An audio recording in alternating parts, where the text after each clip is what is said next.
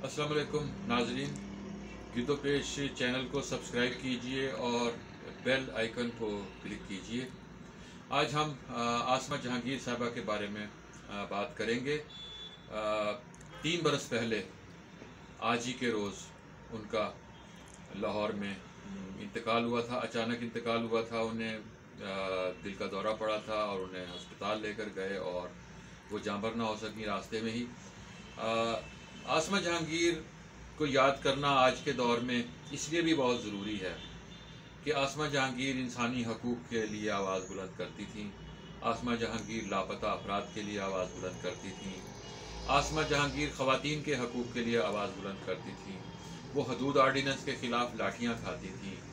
उन्होंने ज़ियाउल हक़ की आमरीत के दौरान भी सड़कों पर आकर एहतजाज किया और उन कवानीन के ख़िलाफ़ एहतजाज किया जिनके ज़रिए ख़वातीन की आज़ादी सल्ब की जा रही थी और ख़वातीन को ऐसे कवानीन का निशाना बनाया जा रहा था कि जिसमें उनकी ज़िंदगियां ख़तरे में थी। और आज भी ख़वातीन उन कवानीन की वजह से मसाइल का शिकार हैं।